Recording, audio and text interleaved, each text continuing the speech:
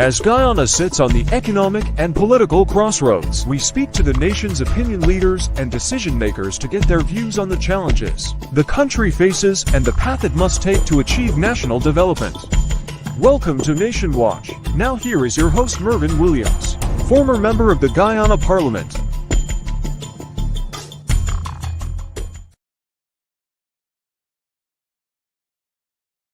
Hello everyone and welcome to Nation Watch. Today, Sunday, 10th December 2023. We are heading closer to Christmas and we're heading closer to regional and national elections. We also seem to be heading to some crisis situations. So we meet today at a very, very difficult time in the history of our country. Recently, there was a tragedy that struck our country. Our military helicopter went down, one of them, and we lost 5 patriots, 5 dedicated Guyanese patriots. And today we remember them. Retired Brigadier Gary Beaton, Colonel Michael Shahood, Lieutenant Colonel retired Mike Charles, Lieutenant Colonel Sean Welcome, and Sergeant Jason Khan, 5 patriots who perished in a really, really terrible tragedy. We salute them for their service, and we thank their families for allowing them to give national service in defense of their country. With me this morning is Rear Admiral retired Dr. Gary Best, former Chief of Staff of the Guyana Defense Force. Dr. Best, I welcome you to Nation Watch under very difficult circumstances. You have worked with these men, you have trained with these men, you have led these men. How difficult is this for you, and how difficult it is for the Guyana Defense Force, which is a family out there? Thank you, Marvin, and thanks to listeners. It's a really sad and tragic moment for me when I got the news. I kept hoping that there'll be a rescue of all the men that were on that helicopter. It's sad for the nation. It's a tragic loss. And let me say that laying your life down for your country is the highest level of service. When we join the Guyana Defense Force, we join knowing fully well that there may come a time, or it may come a time, that we have to lay our lives down for our country. Those of us who come out of the service after many years without having to actually do that, we feel a sense of relief. But theirs is the greater duty, that is dying in service to this nation. Theirs is the greatest duty. I knew them very well, except Sergeant Khan. I knew him so well. Colonel Beaton, Brigadier Beaton, as an engineer par excellence. I knew him from the time he came into the GDF. I saw him grow up in the GDF. And there are 2 distinguishing things I'd like to mention about him. The ground at Camp Ghana, our headquarters, flooded every time there was a rainy season. For decades, for years. And we couldn't figure it out. And when I became the staff, I called in Gary to solve this problem. He said, sorry, it's an engineering problem. Being an engineer, proceeded to do whatever he had to do, calculations, analysis. And he came with a plan. And since then, that ground has never flooded again. That is a testimony to his engineering ingenuity and capability. And we commended him for that. Additionally, when I was looking for someone to head the Coast Guard, someone who could bring a different sense of command and ability for the Coast Guard, outside of the postee itself, based on the fact at the time that the officers were very junior in the Coast Guard, I turned to Gary Beaton and asked him if he will take that command. I asked him if he will take the command. And he unhesitantly said, yes, sir. and he went to Coast Guard. He took off his camouflage and then ended up wearing blues and whites. And he commanded the Coast Guard. And he brought a sense of discipline into the unit at the time, but more so his technical ability in determining the technical specifications for the Coast Guard equipment and also the Coast Guard operations. So that's how distinguished his service was to me. And I think the nation benefited from his service. And I know he went on into the government sector to work. So yes, I want to, again, just go on record where Gary Beaton is concerned. Brigadier Beaton, engineer par excellence, officer par excellence, in my experience with him. I must say also that very early in his career, I had the platoon commander's battle book, and I didn't know what to do with it after a while. And as a young officer, I gave it to him. I said, this will be very useful to you. And he kept it for decades. And one day he said, look, I still have this book you gave to me. So it was very sad to come to the realization that he would not be rescued. Colonel Shuhud, I know very well too. Colonel Shuhud. He's one of those we call gung-ho officers. Very active, very professional.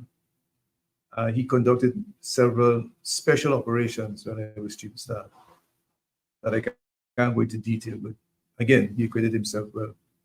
He always saw the task and always acted mission, or he was always mission oriented, so to speak. For him, the mission was the most important thing. And he kept to that mission, stuck to that mission. So he's not the officer who will give up on a mission. He's the officer who will continue and try every single thing in the book to complete that mission. So again, I know him very well, and it's extended family too. And in that regard, it's been painful and hurtful to me also. But again, distinguishingly speaking, an officer par excellence. He did his work to the highest standard. And I wasn't surprised that he rose up into the Ghanaian Defense Force the way he rose. And he couldn't have asked a better commander at the time to be in charge of the infantry battalion. So it's a great loss to the Ghanaian Defense Force. Tragic loss. Lieutenant Colonel Michael Charles, pilot par excellence. Mike is the kind of officer, if we were to, and I'm sure this will come out in the sentiments, no one will be able to say at any point in time in Mike's career or Mike's life, I heard any negative comment from Mike or any bad word from Mike. Everyone loved Mike. Mike spoke calmly and at times authoritatively when it came to the issue of aviation. So this is an aviation export. This is an aviation icon. This is a pilot par excellence that we have lost. But let me just say that when we were looking to increase our fleet during my tenure as chief of staff, we were able to get some funding from the government, and that had to do with the purchase of helicopters at the time.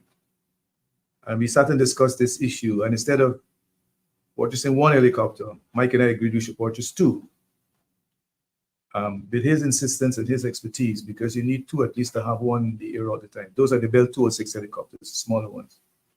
And there was a lot of discussion within the Air Corps fraternity. It's a very specialized fraternity.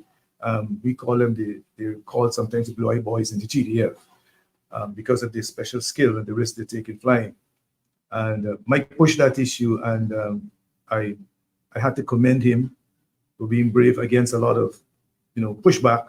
And at the same time, he was prepared to ferry the helicopters to Guyana. And those are smaller helicopters, to ferry them to Guyana, to fly them to Guyana.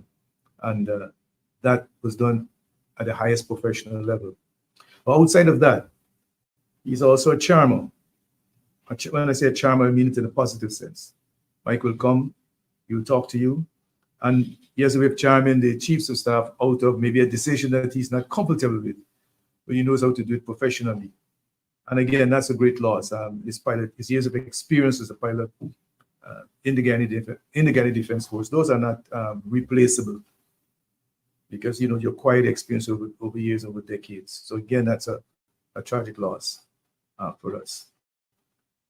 Colonel Welcome, Sean Welcome, that has a special significance to me. and one that is perhaps a bit more painful than the others, in the sense that Sean was a Special Forces commander that was on site. He was the on-scene commander when we had an aircraft accident with Captain Nandan, the late Captain Nandan. That was an island aircraft. So he was the on-scene commander for that operation. And he's the person who went up the mountain to locate the aircraft. Unfortunately, at the time, during that incident, the pilot and men, had perished. And when this incident occurred, I kept praying that he can be rescued, having been part of a rescue before. He had a shorter stint in the regular GDF, but he was so passionate to return to the reserve and ended up being commanding the reserve. So it's an officer full of life. But I really kept praying that, Sean would come out, and the others, from this, knowing fully well that he was on the ground when they had a similar incident. He was a lieutenant at the time. And he went up that mountain, and what he saw, was very impactful. I went up the mountain subsequently, saw the men. So I was just hoping and praying, that, he would come through like the others, but it wasn't to be. I also taught him at University of Guyana on a master's program. He came back as a student. So the connection is very close. And again, I know part of his extended family. So again, but an officer par excellence who did gave committed service to the Guyana Defense Force. And Staff Sergeant Khan, again, I didn't know him very well. I know a little bit about him, but I know his service has been of the highest standard. And he was also involved in different types of special operations. Those operations we don't really speak in public about. But, it's a great loss to the GDF, to the nation. And I just want to emphasize that giving your life for your country or entering an organization where you may be called upon to give your life to your country is the highest service one can give to one's country. Thank you very much, Dr. Gary Best, former Chief of Staff of the Guyana Defense Force. Guyana has lost, the Guyana Defense Force in particular has lost, and we are at a point in time in Guyana's history where every citizen is needed, every soldier, every officer is needed. So the Chief of Staff, officers, and other ranks of the Guyana Defense Force from the People's National Congress Reform, please accept our sincere condolences. And to the relatives, friends, and surviving associates of the deceased servicemen, especially Sister Maggie Pierre, mother of Colonel Shahood, please accept our sincere condolences. Thank you very much. Thank you, too. Thank you. We'll take a short break, and when we come back, we will speak with Ambassador Ronald Austin on the Guyana-Venezuela territorial controversy. Thank you again for coming on this.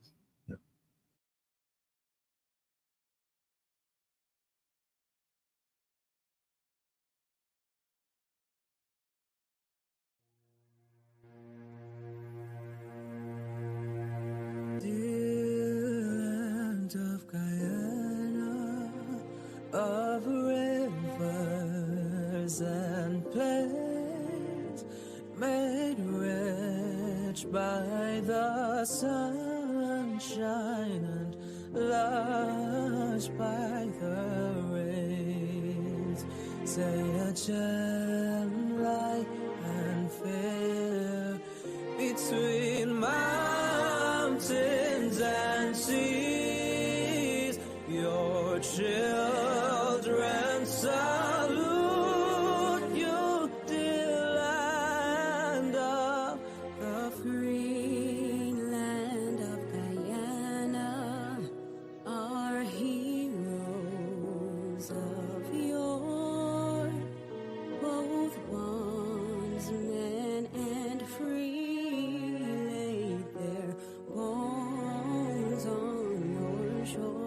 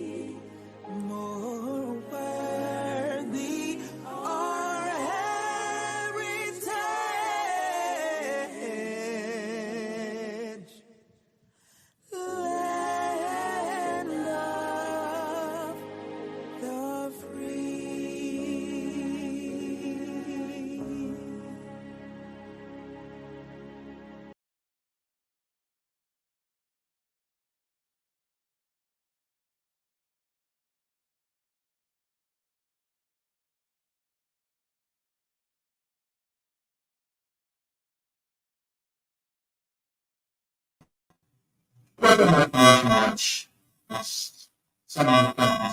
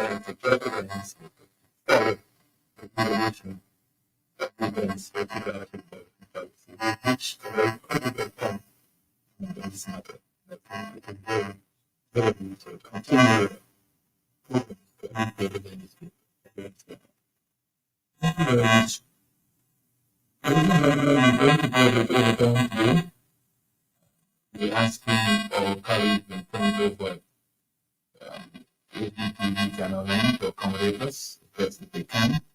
The principal eligible is going to be the main events, new developments in this particular matter that we need to discuss.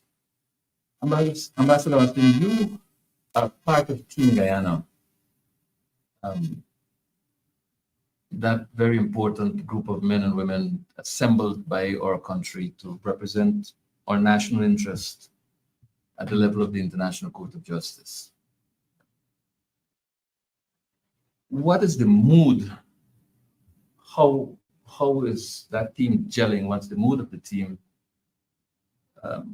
Particularly with regard to the recent provisional measures outlined or ordered by the ICJ on December 1st with respect to Guyana's approach to that body, seeking these provisional measures as the Maduro-led Venezuelan government got into full gear for a December 3rd referendum. What's the mood and how's the team doing? Well, I must say that I'm part of a national delegation which initially consisted of the Attorney General Nandalal and Mr. Shearer and Mr. Greenidge, of course, who's the agent for the case before the ICJ. And that group of people, along with the lawyers in The Hague, that is Paul Reichler, Professor Pillay, Professor Darjon. We've all worked very well together, and I don't know of any untoward development among any members of that delegation. We all sit around the same table to discuss, ventilate ideas, listen to the lawyers, and then we're all asked to make an input into whatever final decision they may make.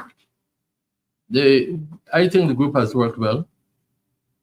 And I think it's the input from that group, along with the lawyers, that led to first of all, presenting the case to the ICJ, and then on December 1st, the issuance of the provisional measures based on our request to the ICJ. So, if I should say in summary, the group has worked well, and also that the group had something to do with the final decision coming out of the court. Guyana is indebted to this team of persons in much the same way as it is indebted to our military personnel who lost their lives. All are involved. Yeah. In the ruling on December 1st,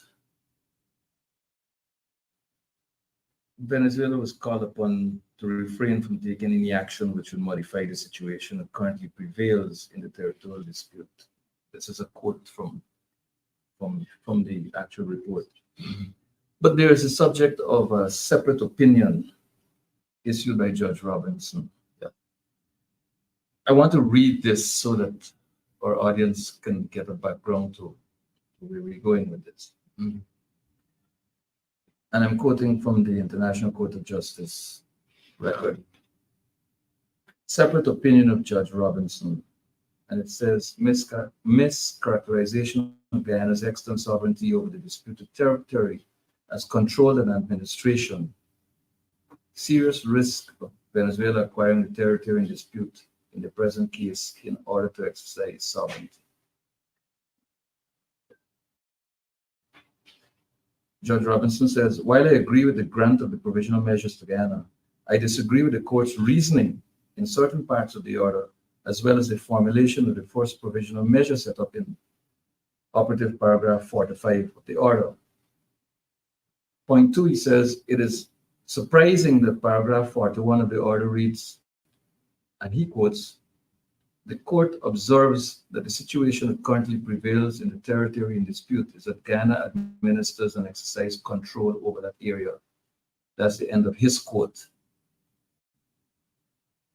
3, he says, it is surprising because the situation in Guyana today is the same situation that has prevailed since 1899, when, as stated in paragraph 23 of the order, the territory which forms the object of the dispute was awarded to British Guyana in the 1899 award. Thus, from that time to 1966, British Guyana exercised sovereignty over the disputed territory until 1966, the present time. Independent Guyana has exercised sovereignty over the disputed territory. The dispute between Guyana and Venezuela does not alter the factual situation that since 1966, Guyana has exercised sovereignty over the disputed territory. Consequently, he says, instead of observing that today Guyana administers and exercises control over the disputed territory, the court ought to have observed that today Guyana administers and exercises sovereignty over the disputed territory. What say you, Ambassador Austin, with respect to this minority opinion with which I wholeheartedly agree, by the way? It's not a minority opinion, it's a separate opinion. You will see the title. Yeah, let's see that. Let's see that. Yes, I beg your pardon. It says separate opinion. Separate opinion. Could I, just before I proceed to answer your question, just back up a bit to say that the delegation, the last delegation to the Hague, did not include Mr. Shearer and Mr. Nandela, A.T. Nandela, but Dr. Frank Anthony, Minister of Health, just for the record. Now, if you look at the decision handed down on the first, if you're a non-lawyer like me, there's certain words that tend to leap out at you. For example, in the first part of that decision, it says that Venezuela should do nothing to modify the control that Guyana exercises and administer over the disputed territory. Well, all my life in the Ministry of Foreign Affairs, I mean, we were told it was part of the mantra as a young officer that there's no dispute over the question of the territory, which consists of the Essequibo. That dispute was settled in 1899, and the boundaries were demarcated subsequent to the arbitral award. And the controversy only arose as paragraph 1 of the Geneva Agreement. Controversy has arisen as a result of Venezuela's contention that the 1899 award is null and void. So the 15 judges of the court, all learned and brilliant people, unanimously handed down this decision. And reading it as a layman, I found it a bit odd. And I thought my oddity had something to do with my non-legal background until I read Ralph Ramkaran this morning, and he has a very clear explanation. And in his view, the judges might have erred or misunderstood or mischaracterized exactly what the situation is. That is not disputed territory. There's a dispute over the validity of the 1899 award. And that is what both Judge Robinson, Jamaica, was quite familiar with the border controversy. He was at the United Nations with us in the 1970s. And Judge Subutende, who's a Ugandan, brilliant boy, who essentially said the same thing, that given the fact that in the historical background to the decision, the court says that the 1899 award is historically a valid decision. And then subsequently, towards the end of that of the decision, it talks about the disputed territory. The question is, what does one do in those circumstances? I did have the opportunity to ask the lawyers in The Hague, in these circumstances, given that there appears to be an interpretation which is in conflict with what I have known to be the actual situation. And there's a lot of splitting of hairs as to sovereignty and administration and control. But I think Judge Roberts is right. If we've been in possession of this territory since 1960, since 1899, And I'm sorry to interrupt you, but it also is included in our description in the Constitution of the Republic. the Republic, yes, that's a very good point. Why say that it is a disputed territory? And I suppose only the judges in The Hague can explain what has happened. The thing is, I discreetly inquired whether one can ask these questions, or in Guyana you can ask for clarification. I understand in the courts here for a judgment or a decision which has been made. I don't think you can do the same thing with the ICJ. But it is a decision whose ambiguity could be exploited by the Venezuelans, and in fact, they have said that the decision of the court was very much in their favor. Yeah. I want to move on.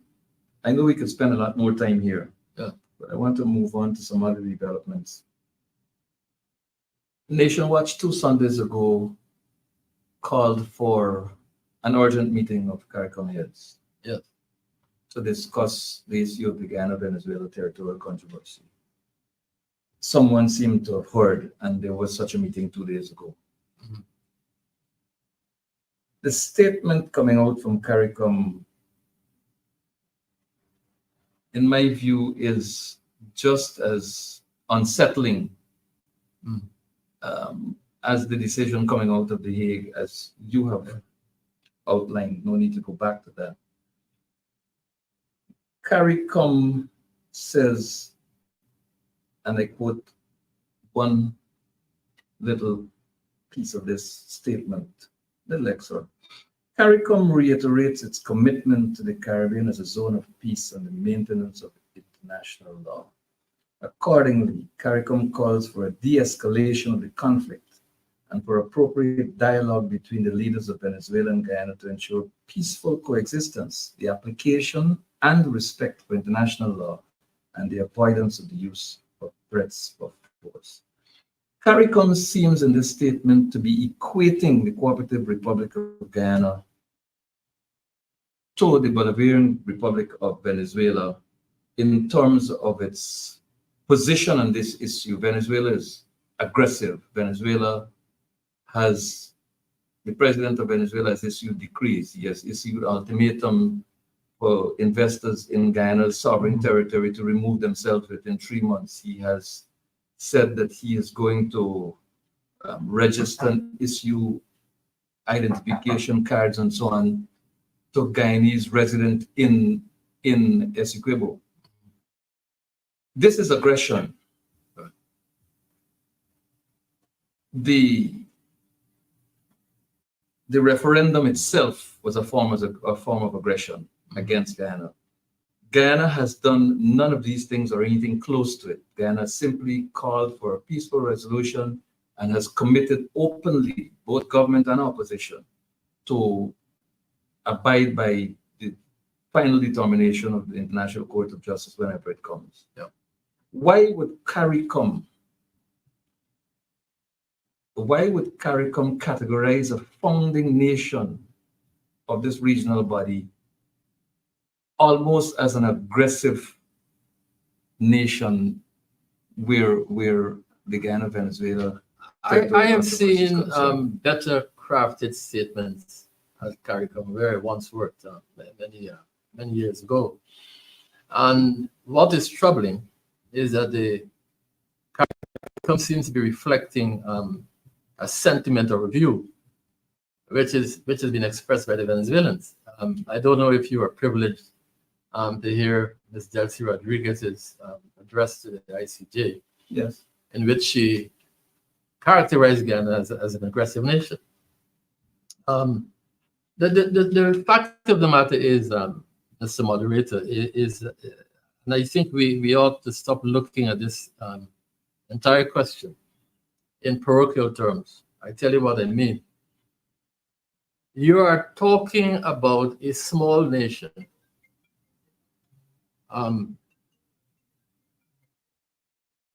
operating within a regional and an international system. A small nation whose strategic, geostrategic appeal is less than the country with which it's in contention, that is Venezuela. And whether you look at the CARICOM statement, the recent, even the statement, the second part of the statement of the ICJ, it talks about neither country doing anything to aggravate the situation. Yeah. Here again, Guyana has done nothing in 60 years. Not one single act of this country has been done that you can say is aggressive towards Venezuela or any other nation in this region. And it is, I think it's a very important matter, and our government, and certainly our diplomats, should really get busy trying to get rid of this notion that Guyana somehow could be equated with Venezuela as an aggressive state. You know why these things are dangerous? I went to a school in England many years ago, many moons ago, and they have a group, and they meet on the internet every so often. And when they read that statement, for example, the one from CARICOM and the one from the ICJ, the obvious question that they could ask me is, how big is Ghana's army? And when I said to them, look, it's a tiny GDF, it's a very small army compared to what Venezuela has, they were shocked. The point I'm making to you is that if you do not deal with a message like that quickly and condimely, you run the risk of creating the wrong impression out there. And I'm a bit surprised. I don't know who attended that CARICOM meeting or summit, and I'm sure Guyana must have been represented there. That statement should have been crafted in a very different way, as to show that when it comes to aggression, we're in no way near what Venezuela does. But it is disturbing for many reasons, because it says to me, a citizen of this country, that the efforts of Forbes Burnham and succeeding heads of state, heads of government of this country have really been discarded by Sister CARICOM heads. Guyana is a founding member of first CARIFTA and then CARICOM. And here it is, this statement comes out, and it sounds as though CARICOM has turned its back on Guyana. Obviously, there are leaders in CARICOM, heads of government in CARICOM, who are benefiting from the petrodiplomacy of the Bolivarian Republic of Venezuela. Is this the reason? Well, it could be. It could be one reason, but let us go back to the point you made, the element of disappointment in what this current group of leaders of CARICOM, disappointment in them, because quite a few of them are quite familiar with Guyana. They know Guyana does not have a big army. They know that Guyana has not been aggressive with Venezuela or Suriname or any other state in the region. And yet these statements keep coming out either of CARICOM itself or out of the mouths of leaders in this region.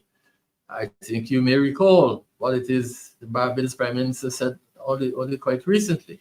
Exactly the same formulation that you read from that meeting. Now, the question is, why are they doing this? Well, look, here's the question. It is universal knowledge that the military strength of the Bolivarian Republic of Venezuela is at least half the national population of the Cooperative Republic of Guyana. Ralph Gonzalez knows that. Mia Motley knows that. Keith Rowley knows that. All CARICOM heads know this.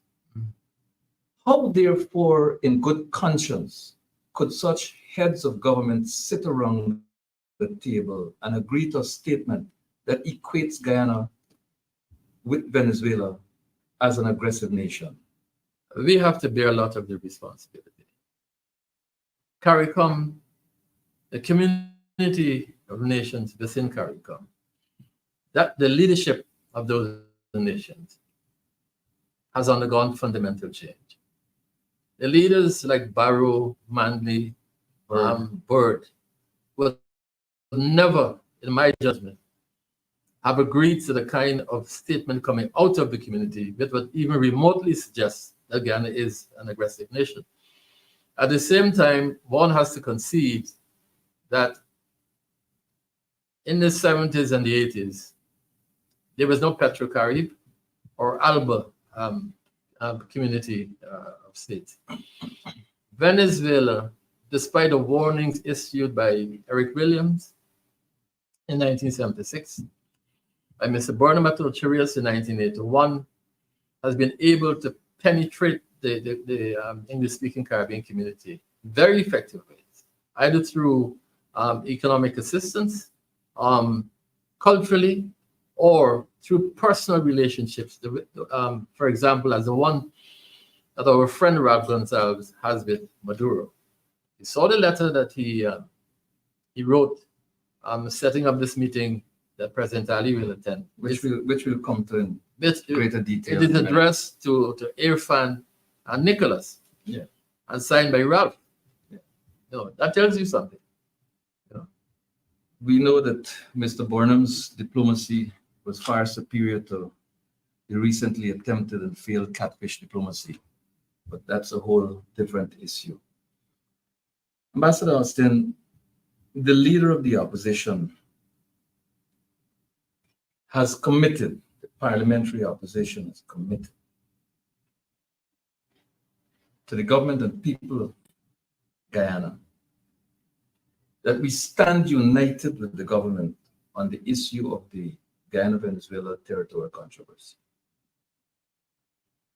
There was at least one meeting, I don't know of any other, but I know of one meeting where the president, Mr. Ali, and the leader of the opposition, Mr. Norton, met with their respective teams and had conversation. I think you were part of the opposition's team in that meeting. There was a motion that was put before the National Assembly, which both government and opposition contributed to. That motion was debated and it was passed unanimously. In that motion, this issue of unity was foremost. I believe we might have a clip of the actual motion, the resolution. Yes. That speaks to the question of unity. You have it there on the screen. It speaks to continued engagement of opposition and government as we go forward. The leader of the opposition has not since been engaged. The president has gone about his business as usual. And now there's a new development. And we'll play a short video of Mr. Ralph Gonzalez telling the world that he is conducting negotiations which started since September to bring the presidents of Guyana and Venezuela together for dialogue. The nation of Guyana has no knowledge of this, or had no knowledge of this before this revelation in Mr. Ralph Gonzalez's press conference. And have impelled me to have this briefing. So, through you, to inform the people of St. Vincent and the Grenadines, the Caribbean, and the world regarding an important initiative for face-to-face dialogue between the presidents of Guyana and Venezuela. That meeting, that dialogue, face-to-face, is scheduled to take place on Thursday, the 14th, here in St. Vincent and the Grenadines. This discussion would relate to matters consequential upon the border controversy which exists between Guyana and Venezuela. I did not intend to address this matter until early in the week, but there has been a report on it out of Venezuela and also out of Guyana, and I understand that the letter which I wrote earlier today and sent to President Ofanali of the Cooperative Republic of Guyana and President. right, so here is a CARICOM head of government negotiating a meeting between the presidents of Guyana and Venezuela, while CARICOM as a collective is saying that Guyana and Venezuela must do everything to make sure that this remains a zone of peace, casting Guyana as a potential threat to somebody else. And this comes at a time when the people of Guyana expect a united approach from government and opposition on this matter. And I'm saying to our listening and viewing public that the leader of the opposition of the Cooperative Republic of Guyana, Mr. Aubrey Compton Norton MP, has no knowledge of these negotiations, is completely unaware, well, was completely unaware until this press conference came up. And so, is this bad faith on the part of the government, or is it a case where it was necessary to keep this information away from the leader of the opposition? Let me see if I can answer your very, very important question this way. You remember, it can't be several months ago, when I think Mr. Maduro wanted to reestablish Petrocaribe. Yes. Who was the person he Ralph told to? Gonzalez. Ralph Gonzalez. Now, the other day when there was a press conference with May Motley and Ralph Gonzalez, and he was asked this question about the border controversy. Again, it was under the general rubric of a zone of peace. But everybody knew while he was making those statements that a lot of heads, CARICOM heads, and this goes back to what we just talked about, the extent to which Venezuela has managed to penetrate the Caribbean to the point where they're reaching into the cabinets of these governments and getting prime ministers to do things which, in ordinary circumstances, they would not do because it might appear to be injurious to an important member state of CARICOM, to wit Guyana. So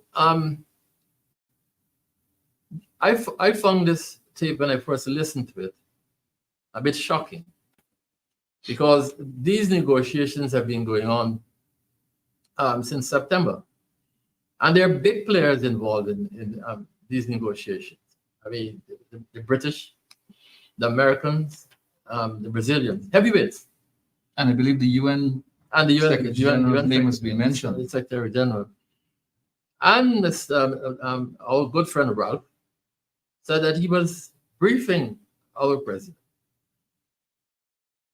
What concerns me as a citizen, as a member of the People's National Congress, is what understandings or engagements were concluded in that period prior to the announcement of this meeting on the 14th of December. You asked a very good question. Has the leader of the opposition been told everything about those exchanges? He's been told nothing. I confirm that. Well, the trouble is, he's not being asked, and I understand from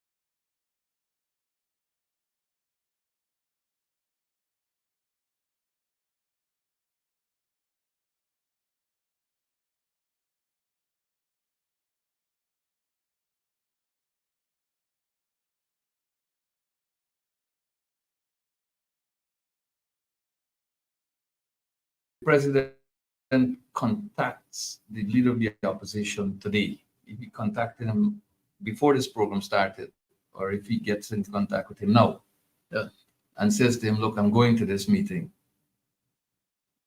there is still a breach of trust there. There's still a breach of good faith and agreement there, because if we pledge commitment to a united front with the government on this matter, should not the leader of the opposition, at minimum, have been involved in these conversations? Mr. Gonzalez has made it clear. We don't have the time to play Mr. Gonzalez right now. He has made it clear. He said, I've had many conversations with my friend Irfan Ali, both over the phone and face to face. So there have been multiple engagements. Yes. But there's no dispute over that anymore. Yeah, and the leader of the opposition has not been briefed. This is not a Freedom House issue. This is not even an office of the president in isolation issue. This is a national issue. Both the resolution in the National Assembly and the joint statement issued at the end of the meeting between the leader of the opposition and the president, there was a commitment to remain engaged. Yes. And when you say remain engaged, it means I will bring you along each step along the way as this situation evolves. You cannot come to me at the end of a period where you've spent about 3 months discussing a meeting, and then you don't consult me, and then you're going off the meeting to with the supposed mandate. We're entering, if something is not done and done very quickly, we're going to be entering a very dangerous period as between the opposition itself and the government in this country. Something that we should avoid at all costs at this particular moment in time. Which leads to the more important question here, Ambassador Austin. What exactly is President Irfan Ali going to discuss with President Maduro? It is clear that this matter of the territorial controversy is before the International Court of Justice. Engagements, therefore, ought not to touch this particular issue. The president needs to assure this nation that he is not going to discuss this issue. The leader of the opposition, in a statement, I think a day or two ago, made it clear that this territorial controversy is not up for discussion and negotiations bilaterally. So what exactly has Ralph negotiated as an agenda? Will the president of this country tell the nation what is the agenda for this meeting? And from whom did he get this mandate? I'm sure you're familiar with the letter that which is now in the public domain, written by Ralph Gonzalez to Irfan and Nicholas. That letter says clearly, and he said it in the video just now. He said it's consequent upon developments in the border controversy. Yeah. That is what the two sides are supposed to be engaged to talk about. At the same time, the president has said he's not discussing the land boundary at this meeting. The opposition has made it clear that the question of the border controversy must be outside of the ambit of this particular meeting, which is coming up. Or any other one for that matter. The question is, how do we, as a political party or as a nation, square our position of not doing anything to undermine our position at the ICJ with the fact that Mr. Maduro will enter St. Vincent not wanting to talk about anything else but the border controversy. Maduro is not going to turn up, President Maduro, not going to turn up there to talk about exports to Guyana or the refugees. He has one obsession. Which leads me to another point. And I'll ask the operator to cue up the next video, which we're going to bring to the attention of our viewers. Is Ralph Gonzalez, to borrow from another Caribbean leader, a utensil of President Maduro? I want to bring to the attention of the Guyanese population an excerpt from Mr. Ralph Gonzalez's address to the United Nations General Assembly. And I want to ask that we listen very keenly to what Mr. Gonzalez is saying here and determine for ourselves what are the intentions behind this address and for whom does Mr. Gonzalez sing. Let's go to the video, please.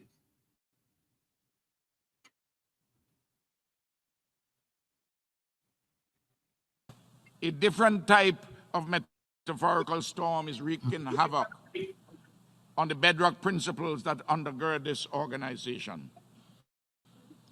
The rising tide of hegemonic, unilateral, interventionist interference now threatens to inundate entire nations, while responsible states stand askance from their responsibilities to speak and act in defense of central charter tenets. Everywhere, north, south, east, and west, the hegemonic imperial hand is visible, and oft-times the metaphoric eagle threatens to unleash war and disorder in unilateralist vainglory. What all the world peoples want is simply peace, dialogue, security, and prosperity. That's all we want. The sustained and coordinated attempts to engage in externally imposed regime change in the Bolivarian Republic of Venezuela is but one egregious example of the current trend. We are witness to an illegal economic blockade, eerily similar to the one against Cuba, that we annually and overwhelmingly decry as immoral and anachronistic. We are in possession of indisputable evidence of extensive foreign interference in the sovereign affairs of the Venezuelan people and the frequent, unambiguous threats of military intervention. We are complicit in an international farce. That was Mr. Ralph Gonsalves, Prime Minister of St. Vincent and the Grenadines. Mr. Gonsalves very clearly is carrying the flag of the Bolivarian Republic of Venezuela. He's trumpeting the cause of President Maduro. He is condemning and criticizing the United States of America for its foreign policy positions towards Venezuela, very clearly. But the same Ralph Gonsalves is saying to Guyana that, look, Guyana, you have a duty to ensure that this zone remains a zone of peace. And this same Ralph Gonsalves has been negotiating a meeting between Presidents Ali and Maduro since September. And this meeting is happening 4 days from now. The leader of the opposition was not notified, has no knowledge of these negotiations. Is Mr. Ralph Gonsalves' involvement in this process sufficiently credible to allow President Ali to participate in this proposed meeting? I have my doubts, but before I try to answer that question, could I back up a bit? Certainly. This zone of peace matter that keeps cropping up. As the zone of peace, according to our CARI conference and others, as it exists, what is happening in the zone of peace? Our land is threatened. Our economic development is threatened. We're under pressure from Venezuela, militarily and otherwise. That is the zone of peace they're talking about. And yet they're calling on us to maintain a zone of peace when everything is being done to us, which suggests that there's no zone of peace. And may I interject just to put this on the record, please, with your permission? President Maduro has said, in offering condolences to the surviving family members of our servicemen who fell and to our country, he went on to say that if you mess with Venezuela, you will be dried up. Yes, I heard it. I didn't quite understand what this is a direct military threat. It's a threat. It is a threat. So that is the zone of peace they're talking about. Now, for Mr. Ralph Gonsalves, he's a prime minister, so I'll spare him the description of a vessel. I would say that he seems to be anxious to carry water for the Bolivarian Republic of Venezuela. Now, President Ali is our president of Guyana. It's our entire country at risk from Venezuelan aggression. And I therefore hope that whatever Mr. Gonsalves has worked out with his friend Nicholas does not have layers that we do not know about. I don't know if I'm making sense to you. Very clear. There's no diplomatic meeting or arrangement where you have an agenda and there's not an unstated agenda, which most people will not know about. I'm trying to answer the question about whether Ralph Gonsalves is a credible interlocutor, intermediary in this situation. I don't think he is. And as a Guyanese, I am very worried as to what he's done to bring these two heads of state together. I don't know what agreements were reached with all of those big players in this situation. Brazil, United States, Britain. To get them to come together.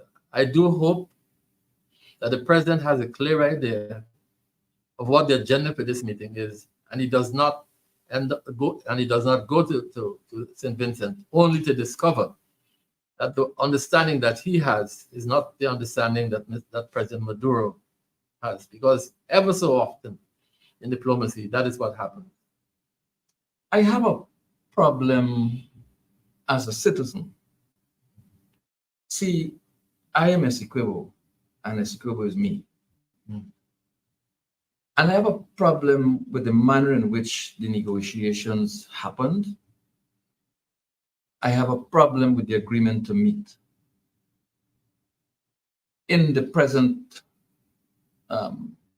environment and given the nature of the proposed meeting and so on, would it not have been better to assemble a team of technical experts, foreign service personnel, military personnel, maybe representatives of the executive below the level of the president on both sides, and allow those two teams to meet to hammer out, first of all, the agenda, and secondly, to address the issues on the agenda and to report to the respective heads of government.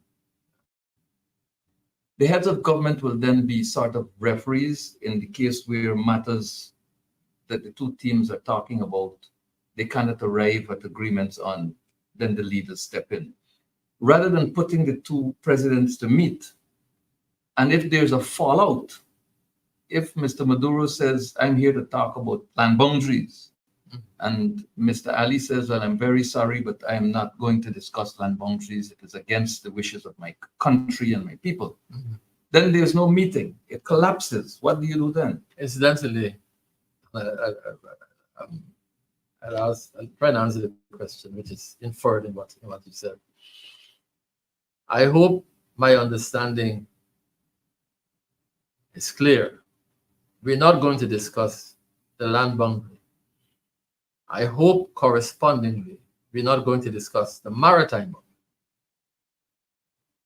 Increasingly, if you look at the statements coming out of Venezuela, especially after those oil blocks were auctioned off, I think in September. Yeah. The statements coming out of the Ministry of Foreign Affairs and the President Maduro's office was very strong on the question of the maritime boundary, where they know ExxonMobil has been finding a lot of oil. I hope that is clear to the people who are going to this meeting. Not discussing the land boundary, and God forbid, we're not also discussing maritime boundary. Nobody said that so far. I'm waiting for a clarifying statement from our friend Ralph, or maybe from His friend Nicholas. yeah, his friend. Now, the question you asked, let us assume that this is an ordinary diplomatic situation. What you said is quite right and proper. That this meeting should have been at the end of a building process. That lower levels in the individuals would meet and work out the details, and then the presidents will come along and bless the entire arrangement. Now, I do not get the impression that that was done. And I cannot say that it has not been done. Because if you're having all the contacts over 3 months, it cannot be only at one level of government. I mean, it can't be just the heads doing it. There must have been people at the lower levels who must have been involved in this exercise. And note that sometime in December, the foreign minister of Venezuela spoke to the foreign minister, sorry, our foreign minister, Mr. Todd. There was no public statement as to what the two of them discussed. Those are things I think we should not allow to happen in circumstances where information that is clear and which is truthful is conveyed to the guy, these people. You have a very good point. There's been a lead up to this event, and we really don't know exactly what is the nature and the structure of those discussions, because it had to be a case where important details were hammered out to make it possible for two heads of state to decide to meet. They're not going to meet if they know they're going to discuss each other's shoelaces, or who drinks, or who makes a better beer, or whether the Demerara rum is better than the rum in Caracas. something important happened that made it possible for these two very important officials, important men to meet. Turning your mind back to the days of Forbes Burnham, Mr. Burnham took pride in making it clear that at every step of the way, in the earlier days when this controversy arose, that he kept Dr. Jagan, who was then minority leader, abreast and informed of all developments. So there was no need to jump to the rooftop and crow. By extension, the leader of the minority leader is aware, and therefore the constituency that he represents is aware. Yes. The head of government is aware, and by extension, the constituency that he represents is aware. So we're all on the same page. This is a case, I don't want to call it good faith, but what other term is there that we can use that is not considered offensive? As we discuss this issue of non-information from the president of this country to the people of this country, when another CARICOM head of government must make our country aware that there are these negotiations, they've been going on for 3 months, and they will culminate 4 days from now in a meeting which involves our president on a matter that touches and concerns each of us. The as citizens existence of this country. nation. The existence of the nation. Thank The you very much. existence of this nation. I mean, what do you call that? What is the diplomatic language to describe that without? Let's go further. You're from the Essequibo.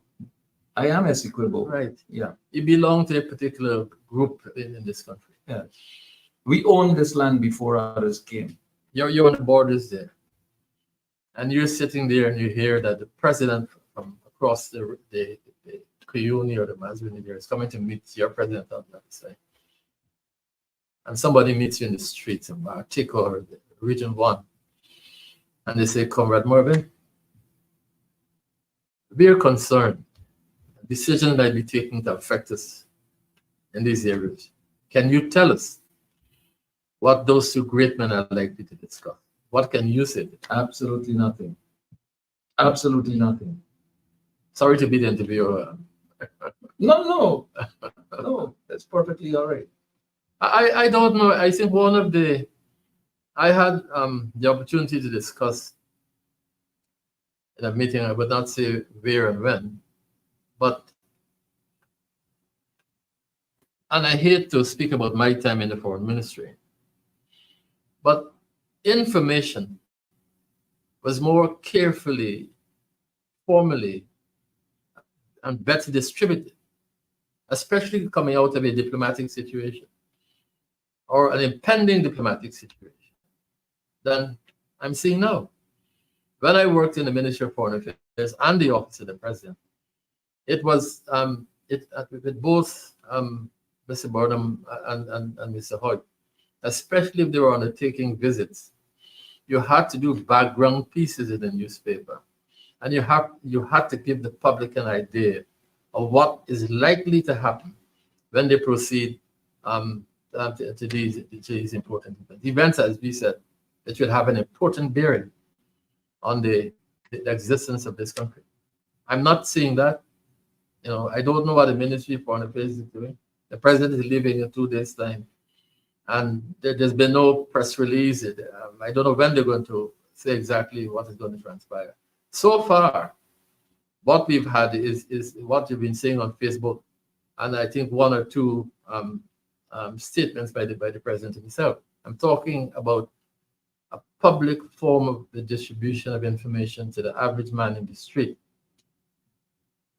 As it is now, Ambassador Austin, the president of the Cooperative Republic of Guyana is going to attend a meeting that the citizens of this country do not formally know about. No. What does that say for governance? What does it say for confidence of the people? What does it say to patriotic Guyanese who are willing to stand up for a country's sovereignty, who are willing to lay down their lives, as 5 have already done in defense of our country. Well, you know, it is. I mean, I'm not in the government. I do not know who's responsible or how the system of the government works. But the more information you get out there in a timely manner, the better it is both for the government and for the population. So should we be worried or should we be happy at these developments? There should be some concern, because I would like to know what would be the likely outcome of this meeting on other politics. I would like to know if there is an agenda. I would like to know, according to either the letter or what has been said on Facebook, this meeting is going to be witnessed by the Brazilian president and an undersecretary of the United Nations. Now, what else is going to happen there? Will there, in fact, be a meeting? Will there, in fact, be discussions? If President Maduro says he's there to discuss delimitation, boundaries, land or maritime, and President Ali says, I'm not prepared to discuss those issues. What happens? What happens next? Will we remain a zone of peace, or will President Maduro exercise what he's been threatening to exercise all along? Well, you know what can happen if a meeting like this goes south and there is the two men cannot come to some understanding as to what they should discuss, and there is a feeling of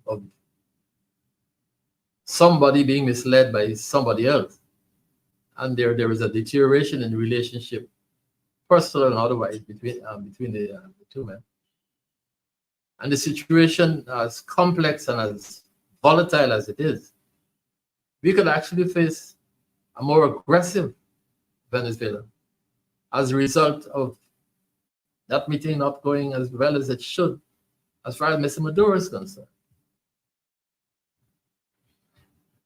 Well, ladies and gentlemen, that is about all we have time for today on Nation Watch. Ambassador Austin, I want to thank you very much for joining Nation Watch again today and for bringing us, the Guyanese people, up to scratch with what's happening. Glad to have. Ladies and gentlemen, I want to thank you for joining Nation Watch again this Sunday. We're always on watch for the nation, and we are continuing with our series of programs to discuss the Guyana-Venezuela territorial controversy. By God's grace, next Sunday we will do so again. Thank you very much for joining us and staying with us throughout the course of the program. Until we meet again, God bless. Be safe.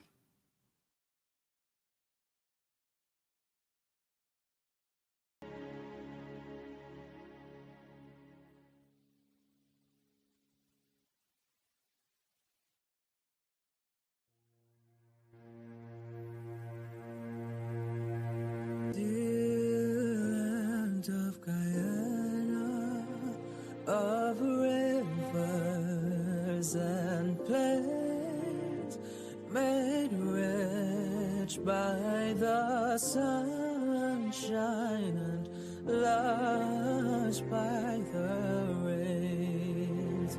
Say a gem light and fair between mountains and seas. Your children salute you, dear land of the free land of Guyana. Our heroes of yore, both bondsmen and free, laid their bones on your shore.